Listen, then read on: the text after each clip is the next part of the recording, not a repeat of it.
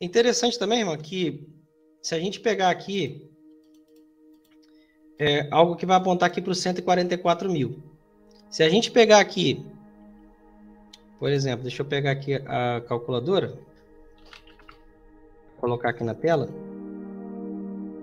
para nós vermos com quão profundo é essa relação dos dias, né? Se a gente pega aqui, cada dia aqui desses 6.000 anos, né? Em que aqui Deus vai dizer que trabalhou 6 dias e no 7º ele vai descansar, né? Então a gente vê que tem trabalho aqui, é a obra redentora de toda a humanidade, ó, desses 6.000 anos. Então quando a gente fala de igreja, não é do 4º para frente, Deus está trabalhando todo esse tempo aqui, ó, do 1º ao 6º dia, né? Então a gente viu que a promessa foi feita para Adão e Eva, então ele está trabalhando dali. E a palavra ainda diz que o Cordeiro de Deus foi morto desde a fundação do mundo, né? Desde a fundação do mundo. Então a gente vê aqui, ó. Foi quando o Senhor matou o Cordeiro para fazer as vestes, né, para Adão e Eva, né? Que é o Cordeiro que cobre a nossa nudez, a nossa vergonha. E isso também tem lá a relação em Apocalipse, quando o Senhor fala da mulher vestida de sol, com a lua debaixo dos seus pés e uma coroa de 12 estrelas. Por que ela está vestida de sol? Porque é o Cordeiro, né, que cobre a vergonha da sua nudez, a vergonha do seu pecado. Isso também nos remete para Gênesis, quando o Senhor ele matou o Cordeiro para cobrir a nudez ali de Adão e Eva. Exatamente. Então aqui, ó, esse trabalho todo que Deus fez aqui nesses 6 dias vai levar para os 144 mil, que é dito lá no Apocalipse, porque os 144 mil é exatamente o número que representa a plenitude da igreja. E quando fala de igreja, a gente está falando do trabalho ali desde o 1º dia até o 6º. Vou dar um exemplo prático aqui, né? Quando Cristo volta, o que acontece? É a ressurreição dos eleitos. Todo aquele que morreu em Cristo vai ressuscitar, né? Aí a gente vê que essa promessa, vamos pegar Abraão aqui, por exemplo, né? Que está aqui ele está aqui nesse período aqui do 3º dia, né? Que é o 3º milênio. Sim. Então Abraão, ele ouviu, né, o chamado de Deus, ele obedeceu, ele teve fé. A fé tamanha que quando Deus pediu o seu único filho, Isaac, né? Ele foi lá e ofereceu, tendo fé que o mesmo Deus poderia ressuscitar o seu filho de novo, né?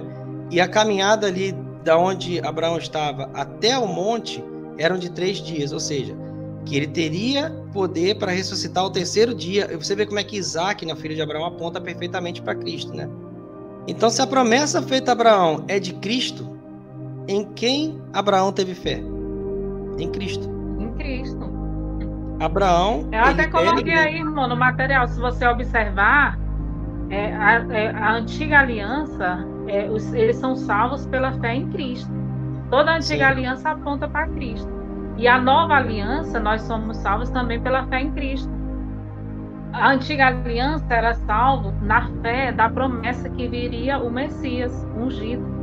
Então, pela fé nesse Cristo que viria, e eles apontavam, e eles esperavam por isso, eles ansiavam pela vinda do Messias, eles eram salvos pela fé em Cristo.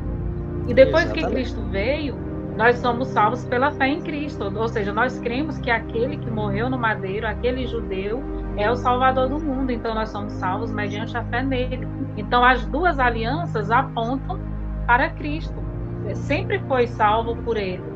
Né? Nunca deixou de ser por ele. A salvação sempre foi mediante Jesus Cristo, a antiga e nova aliança.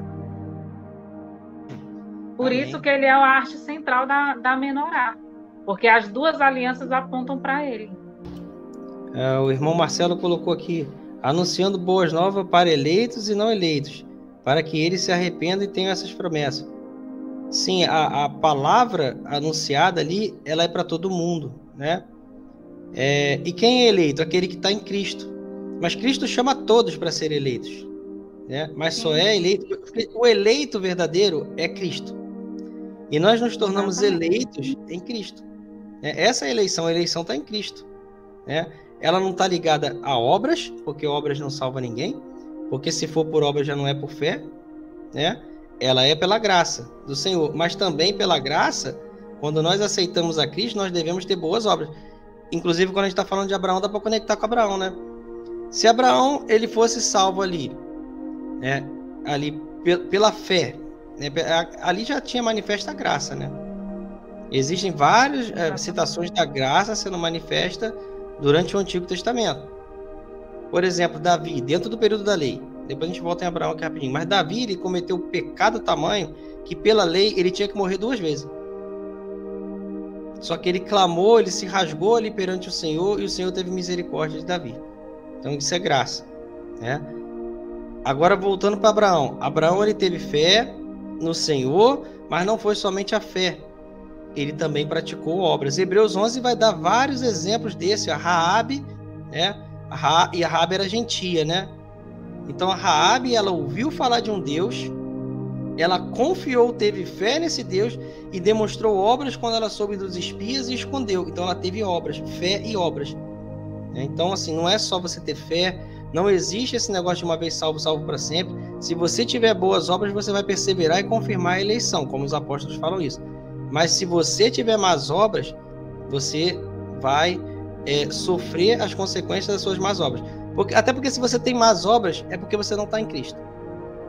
É porque se você estiver em Cristo, você vai ser desistir. Aquele que se arrependeu verdadeiramente, ele tem que ter obras dignas de arrependimento.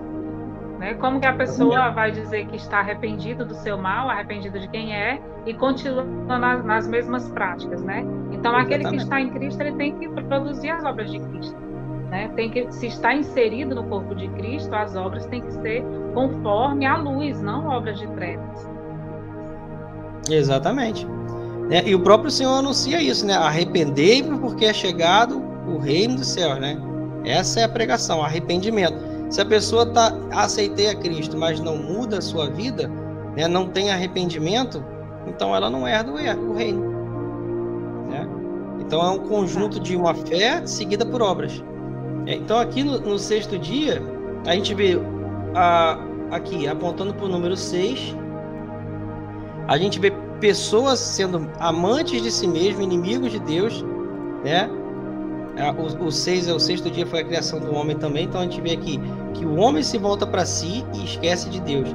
Então a gente vê aqui que tem esse povo que se volta dessa maneira, assim como também tem aqueles que se voltam a ser imagem e semelhança de Cristo, né? E Cristo é a imagem e semelhança de Deus, né? Então nós devemos ser imagem e semelhança de Deus.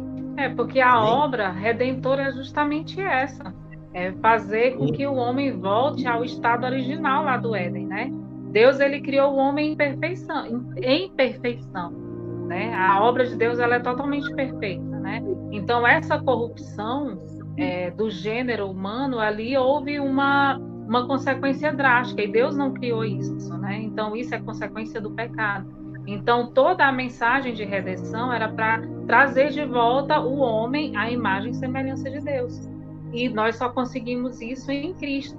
Ao longo de todos os milênios aí foi provado que o homem que tentou por si mesmo, né, como na construção de Babel, alcançar lugares altos no seu próprio braço, na sua própria força, pelo seu próprio mérito, está fadado ao fracasso. O irmão Marcelo colocou aqui, irmão Anderson, então você não crê nos eleitos desde a salvação, mas é a fundação que ele quis dizer aqui do mundo. Só basta qualquer pessoa crer em Cristo. Creio em eleitos desde a fundação do mundo, mas com obras da fé para vencer. Sim, mas é justamente isso. Os eleitos, eles são desde a fundação do mundo. E o Cordeiro morreu também desde lá da fundação do mundo, né? Então, o Senhor, ele já conhecia toda a história, porque a presciência, aí entra a questão da presciência, né? O Senhor, ele já... da presciência mesmo. Exatamente. Todo esse tempo aqui, o Senhor já conhecia, né? Então ele sabe quem aqui no final de todo esse tempo aqui vai entrar aqui como eleito. Então os eleitos são desde a fundação do mundo, porque Deus já sabe. Então, por conta desse amor que Deus tem por nós, mesmo ele sabendo de todas as coisas, mesmo ele sabendo que muitos o negariam, que muitos se rebelariam, mas quando ele olhava, como você falou, na sua presciência, o que ele observava? Ele observava que muitos iriam dar a vida por ele, que iriam amar ele verdadeiramente, que queriam amar a Deus profundamente. Então, por conta desse amor, o Senhor, ele continuou e ele fez toda a sua obra, porque ele não conseguia imaginar, assim, colocando assim para a gente entender, na nossa mente humana, a vida dele sem a gente. E João vai dizer que o amor, né, que Deus tem por nós foi tão grande que enviou o seu Filho não para condenar o mundo, mas para que o mundo fosse salvo por ele. Então, a presciência de Deus, ele já sabia todas as coisas, mas mesmo assim, ele foi firme na sua criação e na sua eleição por amor. Não uma eleição conforme alguns pregam aí, que eu considero heresia, que vai de encontro ao caráter de Deus, mas uma eleição em Cristo, como o irmão Anderson bem explicou aí. Somos eleitos em Cristo. Ele sabia quem iria amar esse Cristo acima da sua própria vida. E ele foi firme ali no seu propósito, na sua criação, para alcançar esses eleitos, né? Eu deixei até destacado na tela enquanto a irmã estava falando, é exatamente isso aí que está lá no Evangelho de João, capítulo 3, a partir do versículo 16. Aí o irmão Marcelo perguntou aqui, muitos são chamados, poucos escolhidos. Não tem a ver com quem Deus elegeu para ser reis e sacerdote? Tem a ver, porque os eleitos eles vão ser reis e sacerdotes, né? Os escolhidos são os que venceram e os chamados ele escolheu. Sim, essa eleição está em Cristo, como a gente falou aqui, né? Através de Cristo, né, que é o sumo sacerdote dos bens futuros, né, como diz o escritor de Hebreus, nós nos tornamos também sacerdotes de Deus, né? Que aí nós vamos reger com Cristo. Até uma das promessas, nós regermos as nações, sermos reis e sacerdotes. Isso aqui, como a gente estava falando, aponta para os 144 mil, só para a gente fechar o raciocínio do sexto dia, mas aí já tem a ligação direta com o sétimo, né? A gente acaba que dá até para falar dos dois ao mesmo tempo, né? Porque aqui ele vem e estabelece o reino. Se os irmãos perceberem, cada dia aqui, ele tem um período de 24 horas, né? Inclusive, os judeus, eles contavam, se eu não me engano, tinha as vigílias, eram 3 vigílias da noite, que davam um período de 12 horas, e mais a chamada hora nona, hora sexta, lá que dava mais, que são do dia, né? Que dava mais um período de 12 horas. Então a gente tem um período de um dia, 24 horas. Isso porque eles iam pelo que as escrituras sempre descreveram, conforme Deus estabeleceu lá com a criação do sol, da lua e das estrelas no 4º dia, né?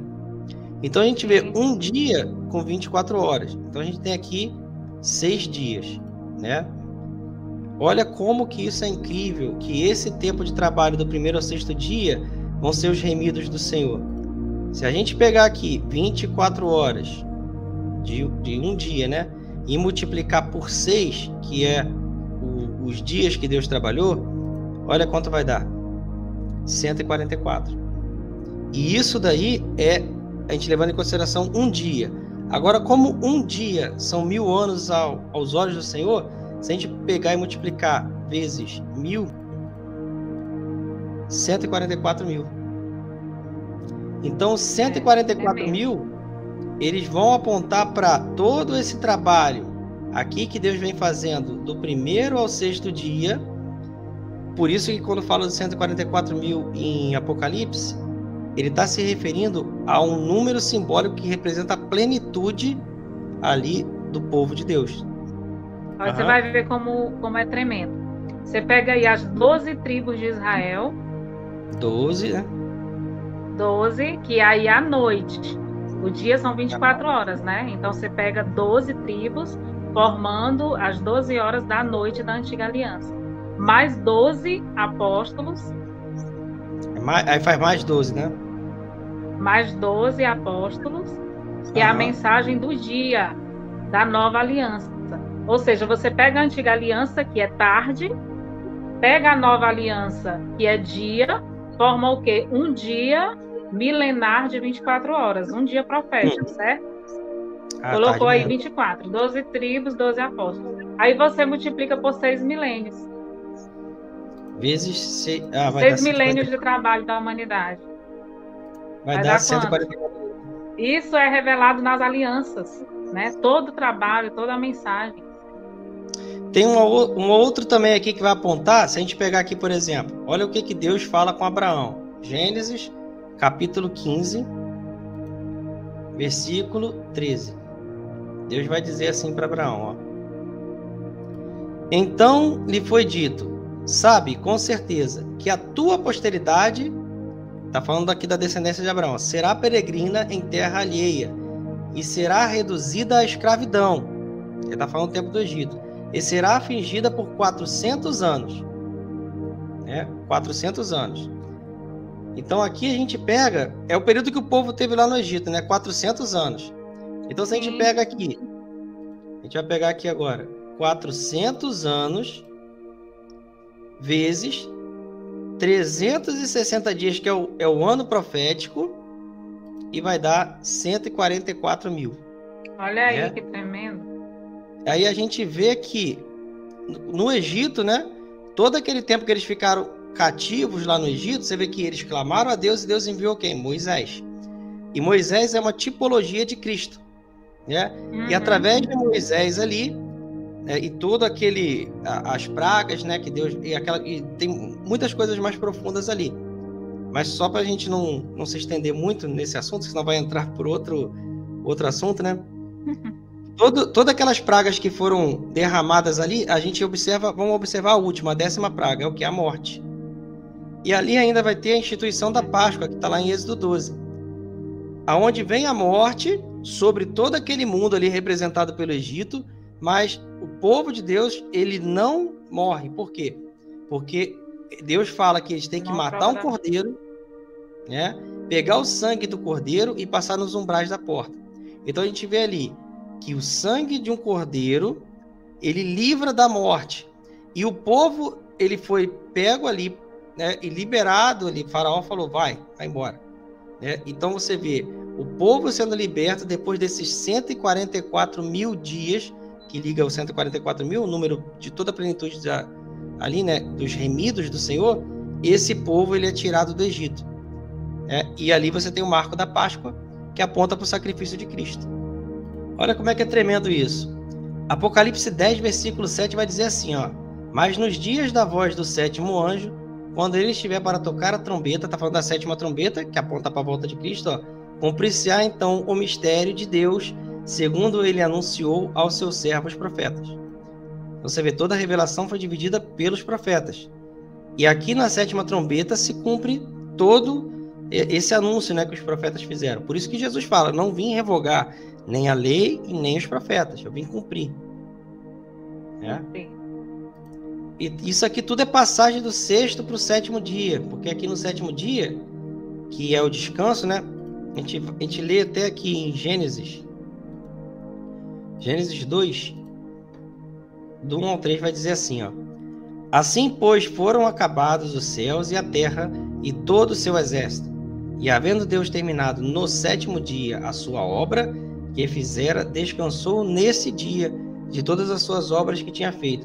E abençoou Deus o 7º dia e o santificou, porque nele descansou de toda a obra que como Criador fizera. Então a gente vê que aqui, ó, tudo aqui aponta para o estabelecimento aqui do 7º dia, que nada mais é do que profeticamente o reino de Cristo estabelecido na terra, que é o descanso. Verdade. Amém? E tem Hebreus 4, Tava pensando agora nesse texto, irmã. Tô olhando aqui, foi... Hebreus 4, exatamente. O escritor de Hebreus vai falar sobre Hebreus isso. 4, 3, aí depois pode ser para 9 e 11, e já fala diretamente sobre... No 4:3 ele vai...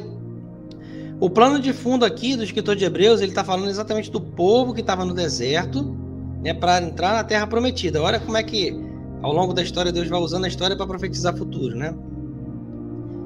E aí ele vai falar aqui, ó. Temamos, portanto, que, sendo-nos deixada a promessa de entrar no descanso de Deus, aí está apontando aqui, o descanso de Deus, suceda parecer que algum de vós tenha falhado. Isso aqui também é para os nossos dias, tá? Que é profético, porque também a nós foram anunciadas boas novas que pode se ler também evangelho. Exato. Como se deu com eles, Está falando do povo lá no deserto. Mas a palavra que ouviram não lhes aproveitou, visto não ter sido acompanhada pela fé. naquele que a ouviram.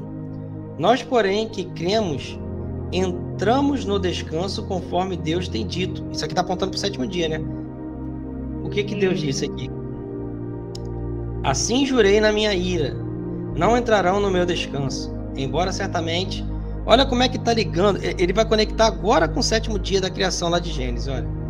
Embora certamente as obras estivessem concluídas desde a fundação do mundo, voltou para Gênesis, né? Você vê como é que tudo isso é muito profundo. Porque em certo lugar, assim disse, no tocante ao 7º dia, e descansou no 7º dia de todas as obras que fizeram. A gente acabou de ler aqui agora Gênesis capítulo 2, do 1 ao 3. É esse texto aqui que o escritor de Hebreus está citando. E novamente, no mesmo lugar, não entrarão no meu descanso, visto, portanto, que resta entrarem alguns nele, e que por causa da desobediência, vai apontar aqui para o pecado, da queda do homem, né? Desobediência. Deus falou algo que eles não cumpriram, pecaram, por meio do pecado veio a morte. Não entraram aqueles aos quais anteriormente fora anunciada a boa nova. De novo determina certo dia, hoje falando por Davi. Aí ele vai dar alguns exemplos da história aqui. Muito tempo depois, segundo antes fora declarado, hoje, se ouvirdes a voz, não endureçais o vosso coração. Tá? Se ouvir a voz de Deus, não endureça o coração. Aí ele vai citar o exemplo de Josué aqui, que é o povo lá no deserto, né, que não entrou na terra prometida. Ora, se Josué lhes houvesse dado descanso, não falaria posteriormente a respeito de outro dia. Isso aqui é importante, ó. Versículo 9. Exato. Portanto, resta um repouso para o povo de Deus. Isso é muito importante. Isso aqui está falando do reino de Cristo, o 7º dia, o descanso, né, que é o que está sendo apontado aqui. Cadê? Aqui, né? Tá aqui. Aponta para o reino de Cristo. Aqui está o descanso do Senhor. E aqui ele ainda tem coisas a fazer no 7º dia. É que a gente vê que as escrituras vão narrar o 7º milênio, mas quando fala de eternidade, não tem. Não é que não tem, tem. Eternidade tem. Ela só não é descrita na escritura em detalhes, ela é citada. Mas a escritura vai nos revelar até o 7º dia. O 8º dia, ela não dá detalhes desse dia. Cita que existe. E aqui vai ligar com o casamento da igreja também. Que se a gente olhar lá para 7 festas, a festa dos tabernáculos profetiza, que é a 7ª festa, né, o casamento de Cristo com a igreja. A igreja reinar com Cristo aqui no milênio, né? E a gente vê lá na Torá, quando fala da festa dos tabernáculos, cita um 8º dia.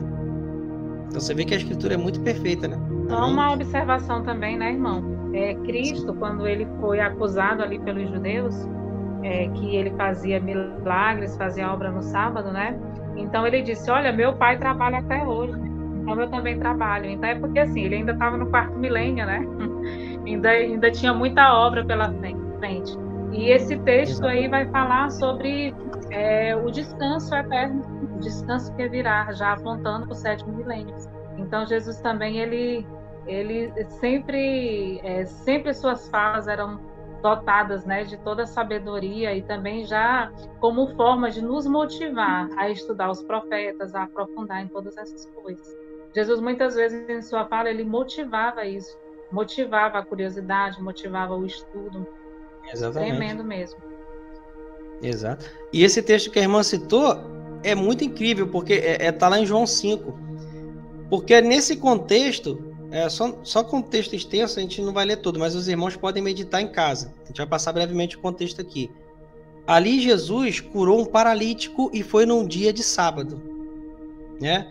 E ali os fariseus acusavam Jesus de transgredir. Na verdade, não acusaram ali agora nesse momento, porque eles nem sabiam que era Jesus. O texto vai dizer que Jesus curou um paralítico, ele pegou a sua cama e ele saiu andando.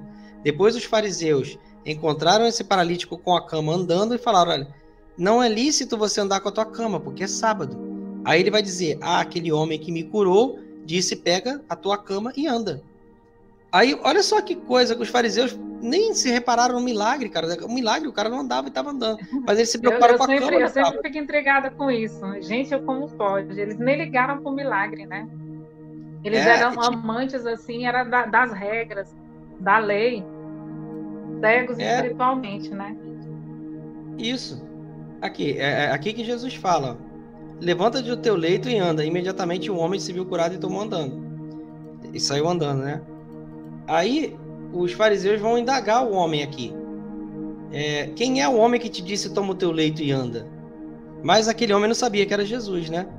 Aí diz que mais tarde, no templo, e isso é incrível porque Jesus não estava transgredindo, ele estava cumprindo exatamente o que era o sábado, porque o sábado vai remeter à cura, né? Vai remeter à cura da carne, né? A gente vai ter um corpo glorificado, vai remeter à cura de muitas coisas ali, o mundo restaurado, né?